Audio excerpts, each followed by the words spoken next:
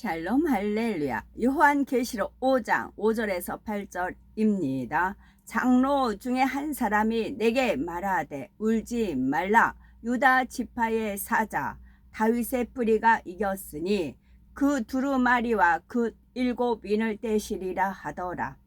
내가 또 보니 보호자와 내 생물과 장로들 사이에 한 어린 양이 서 있는데 일찍이 죽임을 당한 것 같더라. 그에게 7뿔과 7눈이 있으니 그 눈들은 온 땅에 보내심을 받은 하나님의 7영이더라.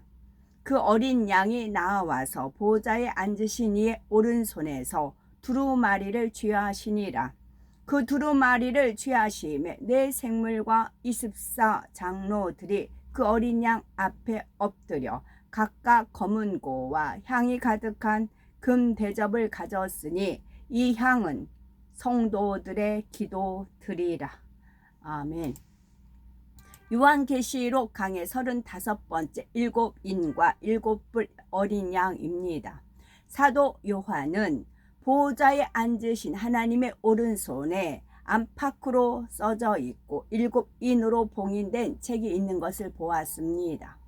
이 책은 바로 인간 경작의 모든 기한이 차고 마지막 때에 펼쳐지게 될 일들에 대한 하나님의 계획과 섭리가 담긴 책이지요. 봉인이 떼어짐과 동시에 이 책에 담긴 내용들이 펼쳐지는 것입니다. 여기서 책이라는 한자가 이제 히브리어가 22자로 되어 있는데 자음이 되는데 그 마지막 글자 타부라고 한대요. 이렇게 끝에가 휘어져 있는 거. 그거 2개를 해서 짝대기 하나 그은 것이 책입니다. 그것을 이제 그 히브리어 그 타부에 대해서 설명한 부분이 있더라고요. 제가 그것을 한번 올리겠습니다.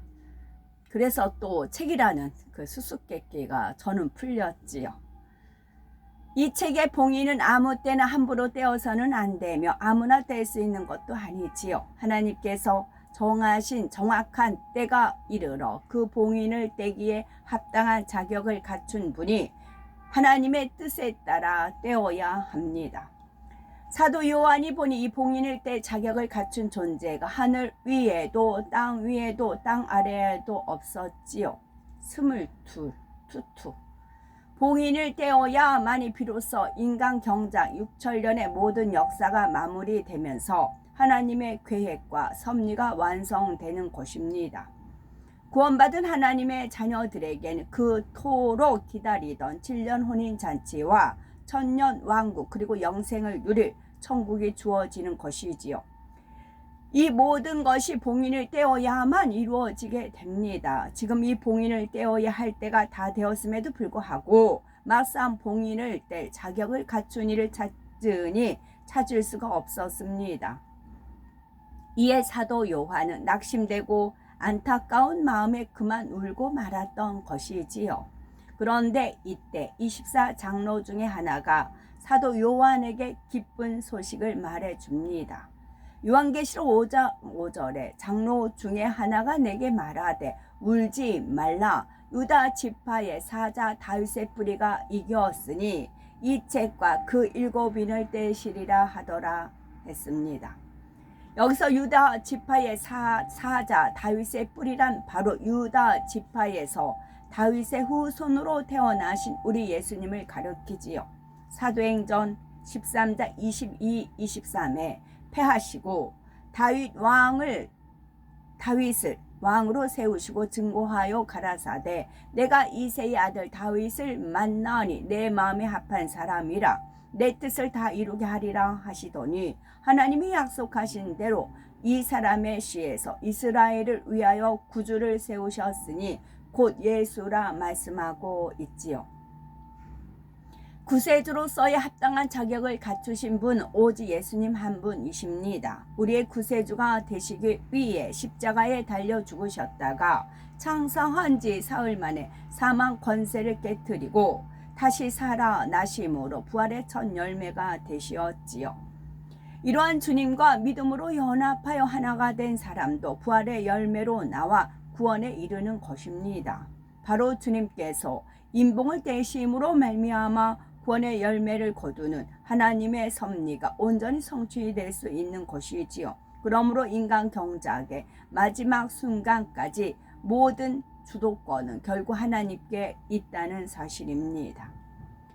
비록 앞으로 있을 7년 환란 동안 원수마귀 사단이 마음껏 자기들의 권세를 휘두르지만 그렇다 하여 7년 환란의 주도권이 그들에게 있는 것이 결코 아닙니다. 주님께서 봉인된 책의 인을 떼셔야 그 책에 기록된 내용에 따라 마지막에 모든 것이 펼쳐지게 되지요.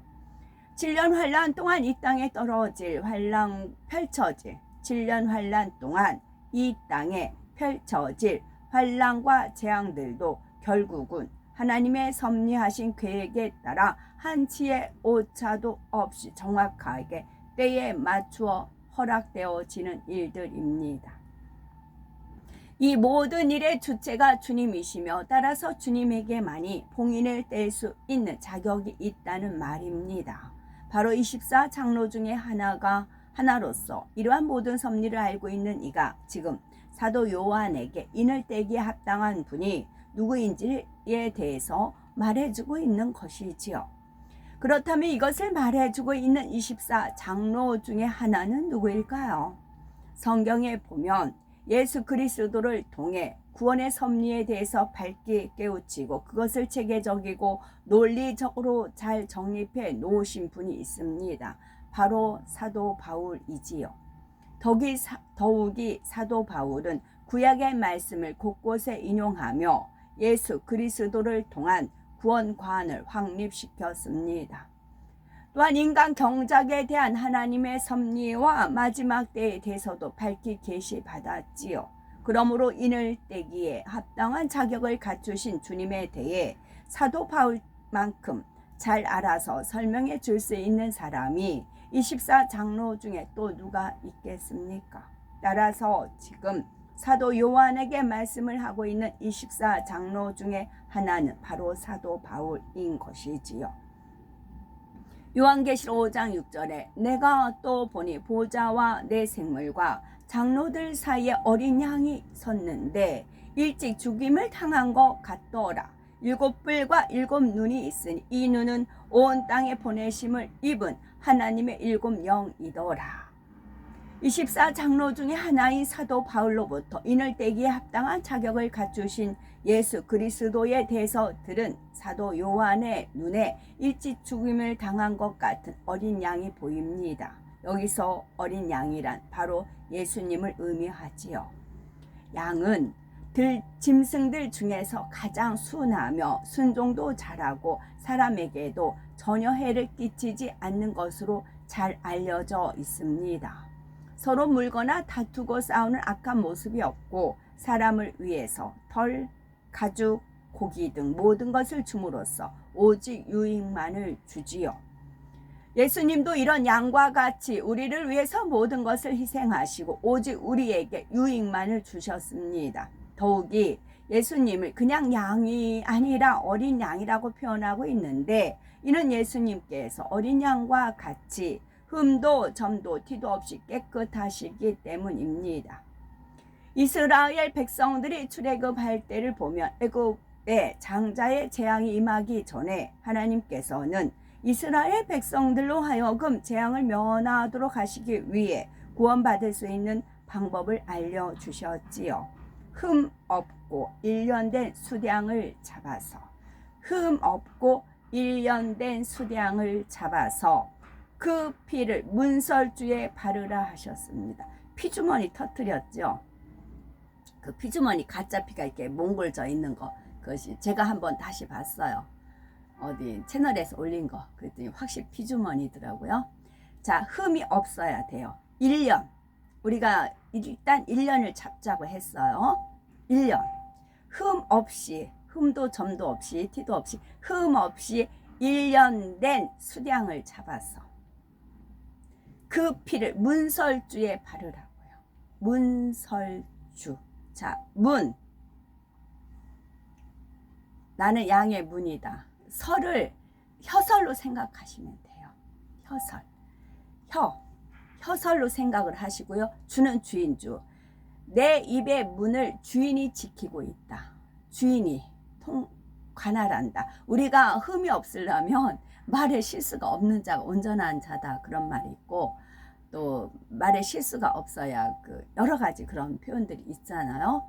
그래서 1년 동안 흠 없이 1년 된, 왜냐면 마음에 가득한 것이 입으로 나오기 때문에 그렇습니다. 그래서 그 피를 문설주에 바르라 하셨지요. 1년 된 수양이라 아직 교미하기 전에 양이기 때문에 정결하고 깨끗한 상태의 양을 말합니다. 우리 아가가 응행 태어나면 처음에 숨은 머리 숨구멍으로 숨을 쉰다고 그러잖아요. 어느 정도 시간이 지나면 이렇게 문이, 이 숨구멍, 머리에 있는 숨구멍이 닫힌다고 하잖아요. 그거 신기하죠. 처음에는 머리로 숨을 쉬어요. 근데 그 문이 닫힌대요. 그리고 다른 데 이제 코로 숨을 쉰다거나 뭐 애기들 배로 숨을 쉬죠. 그렇게 되잖아요. 그러면 우리가 천국에 가는 건 시집도 안 가고 장가도 안 가고 마치 천사와 같다 그랬단 말이에요. 그 시집도 안 가고 장가도 안 간다. 그 뜻은 뭐예요? 생식기 문이 닫힌다고요. 생식기 문. 그 문이 닫힌다고요. 지금은 먹은 거 배설해서 생식기 있고 또 이제 그런 게 있죠. 그것이 닫힌다고요. 그러니 깨끗해야 된다고요. 물론 부부간에는 정상적인 거이고요. 당연하고요. 그래서 음란한 자는 천국에 갈 수가 없어요. 음행하는 자. 지금이라도 회개하고 이제 전부 회개에 합당한 열매를 맺으면 되지만, 그래서 외국의 사람들이 별로 못 가는 이유가 그거예요. 외국에는 의뢰 그렇게 하죠. 우리나라가 저게 물들었잖아요. 그래도 우리나라는 약간 고지식한 면이 있지요. 하나님 말씀대로 살고자 하는 분들은 당연히 그거는 멀리 합니다. 그래서 흠이 없이 1년을 우리가 잡자고 했어요. 일단 1년으로 잡고, 그리고 나서 연장되면 또 그렇게 사는 것이고, 저가 2000년부터 시작이 됐댔죠. 그리고 문설주의 피를 바르라고요. 문설주. 내 입술의 내 입의 문을 잘 지키시라고요. 문설주에 예수 그리스도의 보혈의 피를 바르시라는 겁니다. 말에 실수가 없는 자가 온전한 자라 하셨으니까. 이러한 어린 양처럼 전혀 죄 없이 깨끗하신 예수님께서 우리를 위해 대신 십자가에 달려 모든 물과 피를 쏟고 죽으신 것이지요. 그것도 33살이라는 젊은 나이에 죽으셨으니 사도 요한은 이에 대해 일찍 죽음을 당한 것 같더라 표현하고 있습니다. 이러한 어린 양의 보호자와 내 생물과 장로들 사이에 섰다는 것은 하나님과 우리 인간 사이에 화목 제물이 되어주시고 중보자가 되어주셨음을 나타냅니다. 이에 요한 1서 2장 2절에 보면 저는 우리 죄를 위한 화목 제물이니 우리만 위할 뿐 아니요 온 세상의 죄를 위하심이라 말씀하십니다. 사도 요한이 보니 이 어린 양에게 7뿔과 7눈이 있었지요. 이 눈은 온 땅에 보내심을 입은 하나님의 7영이라 말씀하고 있습니다. 7영은 이 땅의 모든 것을 감찰하시지요. 사람의 마음도 생각도 행함도 감찰하시며 이렇게 감찰하시고 측정하신 결과에 따라 각 사람의 응답과 축복의 여부가 결정이 됩니다.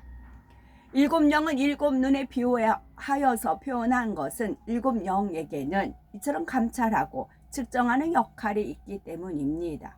7은 완전수로서 7눈이란 어느 거 하나도 놓치지 않고 모든 것을 완벽하게 감찰하시며 하나님께서 정해 놓으신 기준에 따라 한치의 오차도 없이 측정하신다는 의미를 상징적으로 표현해 주고 있는 것입니다.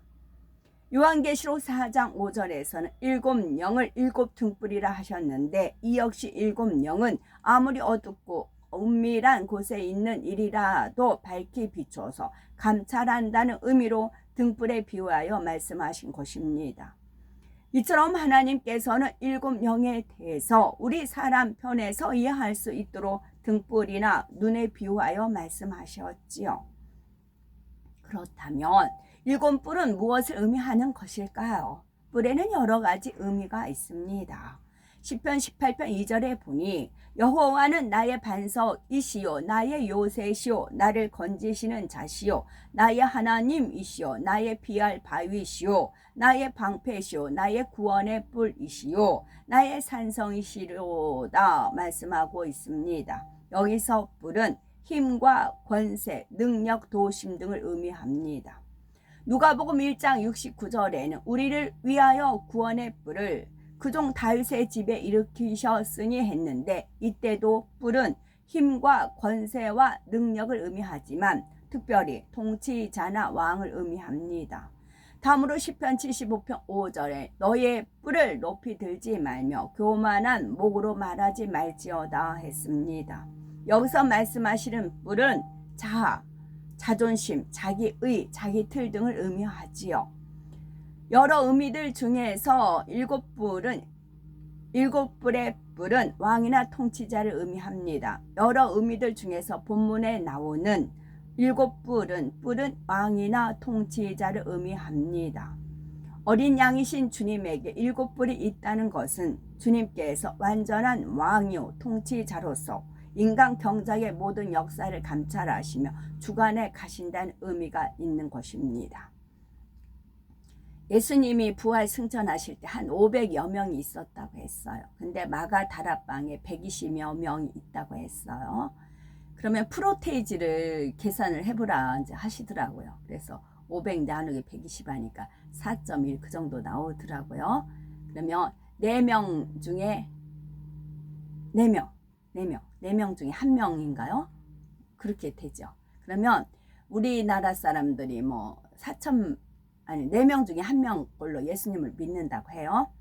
4명 꼴에 1명 중 예수님을 믿어요. 4명 중에 1명 꼴로 예수님 믿는데 그 예수님 믿는 사람 중에 4명 중에 하나. 4명 중에 하나. 내 주위에 4명 중에 하나가 올라간다. 기름 준비한다. 알곡이다. 그럴 확률도 있다는 거지요. 500에 120. 4% 그렇게 돼요. 40인지 4인지 그렇게 됩니다. 비율을 따지면 그렇게 되더란 거죠. 따라서 일곱 뿔도 결국은 모든 것의 주관자로서 온 땅을 두루 감찰하시며 정확하게 판단하시고 지배하며 다스리신다는 의미를 나타내고 있다는 사실입니다. 그런데 이처럼 모든 것을 감찰하시며 주관해 가시기 위해서 바로 7영이 존재하고 있는 것이므로 7뿔은 곧 7영을 의미하기도 합니다. 그래서 아버지 하나님께서는 아가들을 대상으로 지금 포커스를 맞추고 계시다고요. 아가들. 여기서 7뿔 역시 7영을 의미한다는, 그런데 이제 아가들 더 이상 안 태어나게 되잖아요. 정지. 가장 꼭지점에서 구원의 역사를 베풉니다. 여기서 7뿔 역시 7영을 의미한다는 사실을 통해 7영의 또 다른 역할을 하나 알 수 있습니다. 그것은 마음을 연단하시는 역할이지요. 7영은 각 사람의 마음을 정확히 측정할 뿐만 아니라 부족된 것이 무엇인가를 알아서 그것을 채우도록 하는 역할도 있다는 말입니다. 육적으로 뿔은 찌르는 역할을 하는 것을 볼 수가 있는데, 영적으로도 뿔에는 찌르는 역할이 있어서 사람의 마음을 연단하는 도구의 의미가 있지요.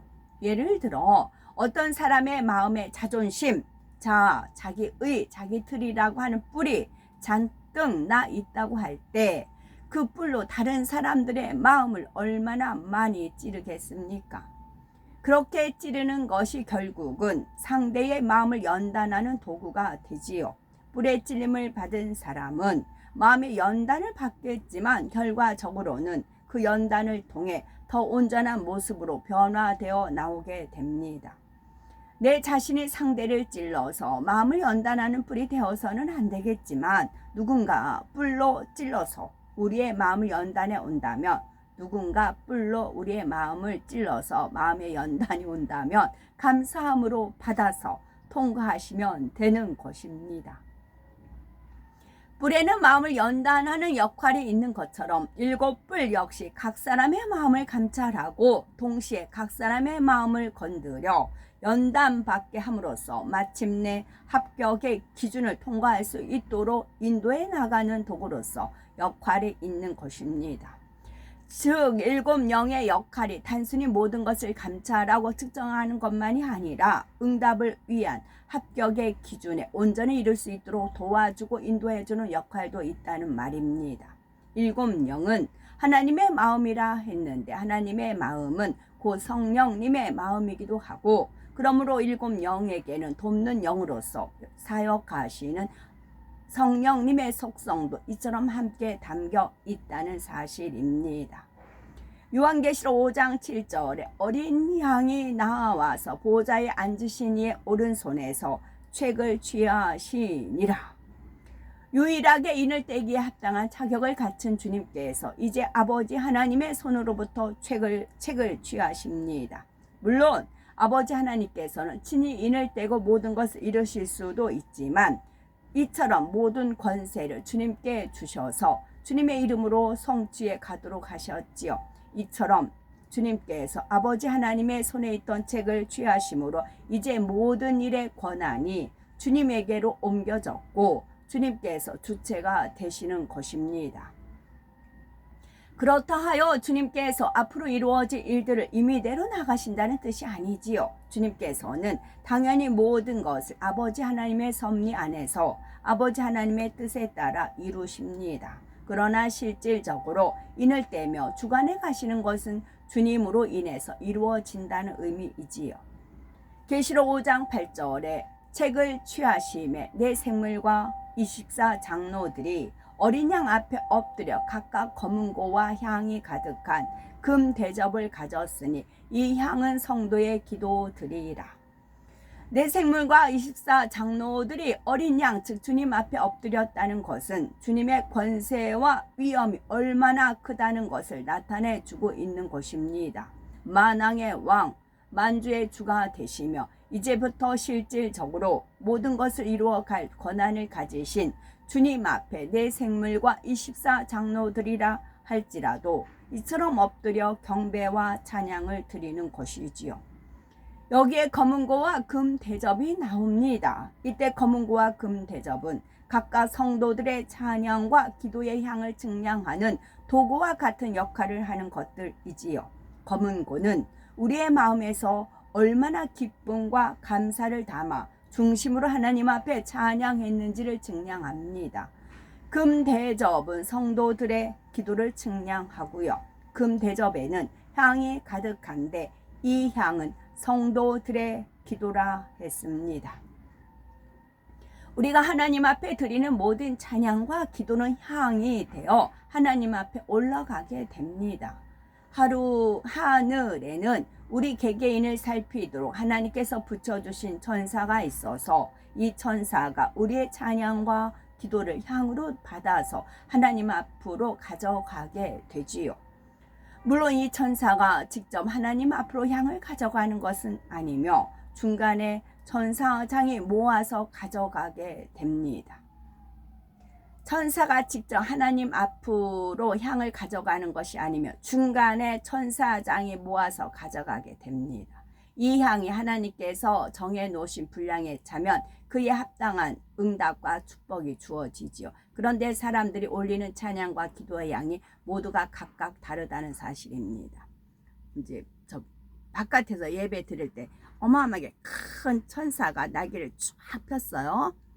날개를 쫙 폈는데 그 날개 아가들 천사들이 막 이렇게 앉아 있어요. 아가들 천사에 쫙 앉아 있어요. 저게 무슨 연유인가 그랬더니 이제 아버지 하나님께서 감동을 주셨어요.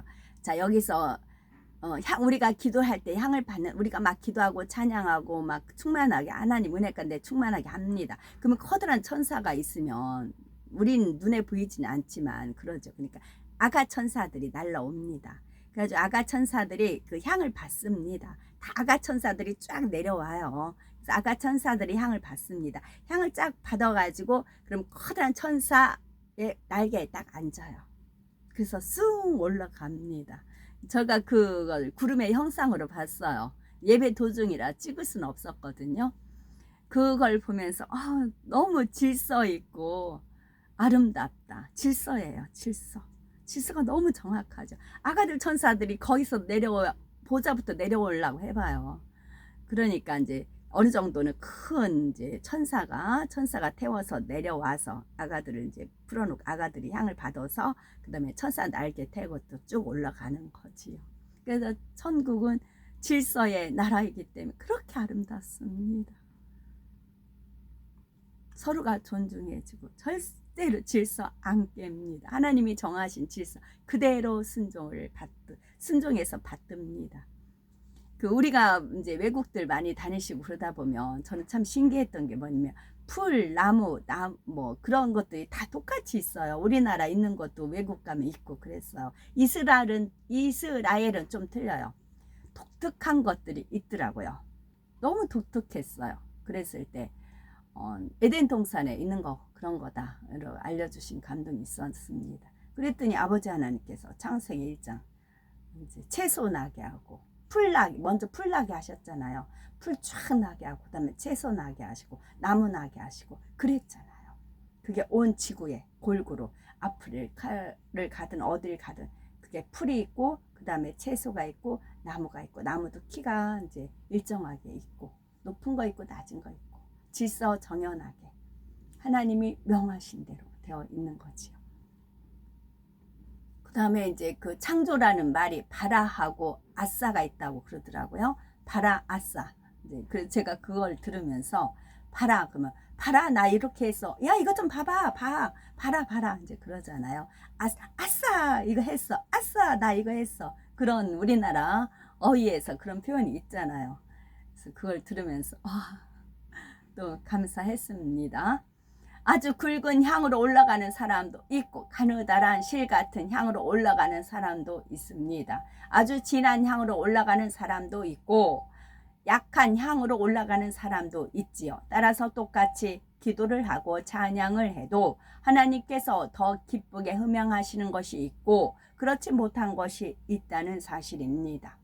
똑같은 기도 제목을 넣고 기도했을 때 어떤 굵기의 향으로 기도를 올리느냐에 따라 각각 응답에 필요한 분량을 채우는 기간도 다르지요. 어떤 사람은 아주 굵은 향의 기도를 올려서 하루 만에 응답에 필요한 기도의 분량을 채우는가 하면 어떤 사람은 일주일, 열흘 이상 기도를 해야 겨우 필요한 분량을 채우는 경우도 있는 것입니다.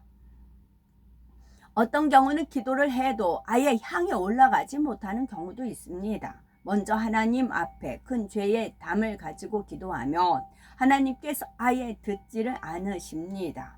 이사야 59장 1, 2절에 여호와의 손이 짧아 구원치 못하심도 아니요 귀가 둔하여 듣지 못하심도 아니라 오직 너희 죄악이 너희와 너희 하나님 사이를 내었고 너희 죄가 그 얼굴을 가리워서 너희를 듣지 않으시게 함이니 했습니다.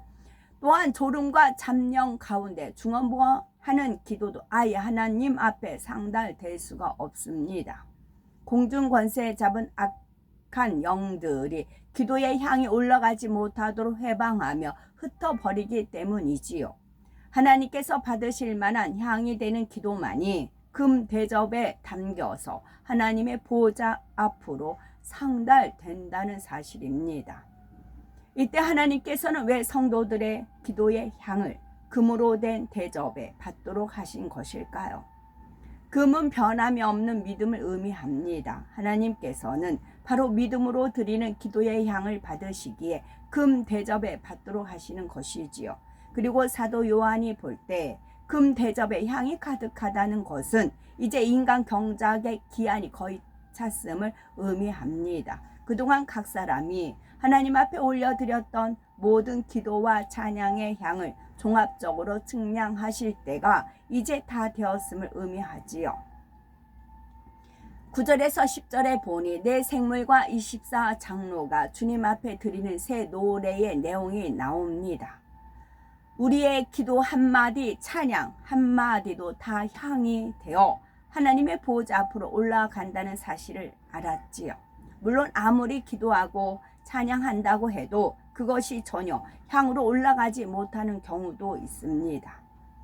그렇다면 우리의 기도와 찬양은 지금 어떤 향으로 올려지고 있습니까? 설령 찬양을 잘 못하는 사람이 있다 해도 하나님께서는 그 목소리나 실력 자체를 보고 평가하시는 것이 아닙니다.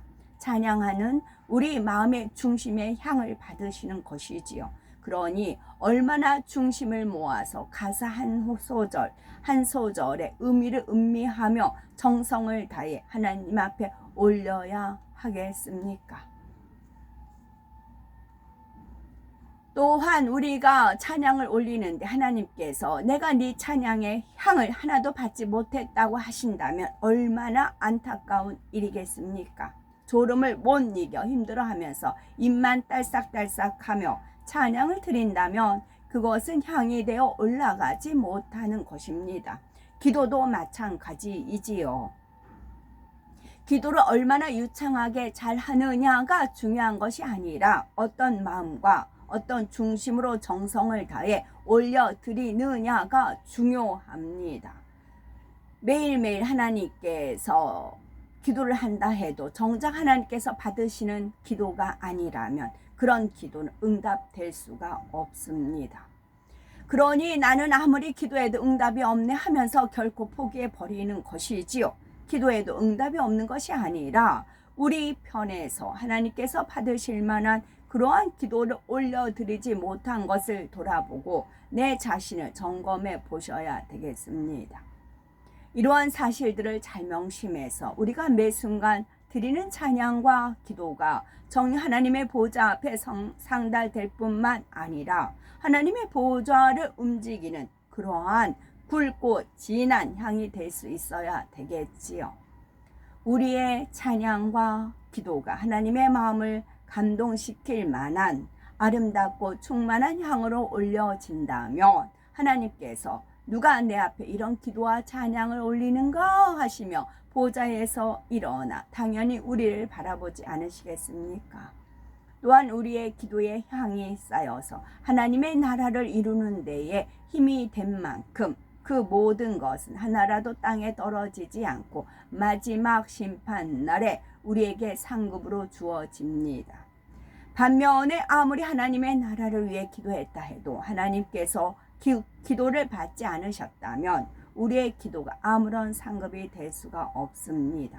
그러므로 우리가 드리는 매 순간의 기도와 찬양이 온전한 향으로 올려지기 바랍니다. 시편 102편 1절에 여호와여 내 기도를 들으시고 나의 부르짖음을 주께 상달케 하소서 고백했습니다. 이처럼 우리의 기도와 찬양도 하나님께서 들으시고 우리가 올려드리는 향이 주님 앞에 아름답게 상달될 수 있었으면 좋겠습니다. 히브리어 숙제가 이제 대화를 만드는 거예요. 상대편하고 대화를 만들어서 작성해서 하는 숙제가 있었습니다. 그래서 주님 도와주세요. 주님 내가 도와주마. 이제 그러신 감동이 왔습니다. 그래서 주님과 대화하는 그거를 이제 해서 선생님한테 박수를 받았습니다. 아주 짧습니다. 일단 읽고요. 샬롬, 그러니까 샬롬 나임 네아키 미아타 아니 예수와 아타 예수와 메에메트 켄 아니 예수와 파우카바 파우카바. 내용은 이제 상대편이 샬롬합니다. 상대편도 샬롬 나임 네아케 샬롬 평안합니까 하면서 만나서 반갑습니다. 나임 네아키래요. 그랬을 때 미아타 당신 누구십니까? 누구세요? 라고 이제 여쭤보는 거죠. 그랬더니 아니 예수와 하십니다. 나는 예수와 라고 하시는 겁니다. 나는 개선하듯이 나는 예수와 아니 예수와 하십니다. 그러니까 아타 예수와 진짜 예수와이세요? 이제 그랬어요. 메에메트 진짜요? 이제 그랬더니 켄 아니 예수 나 예수와야 그러시는 겁니다. 그랬을 때 파우카바 파우카바 환영합니다. 환영합니다. 아멘.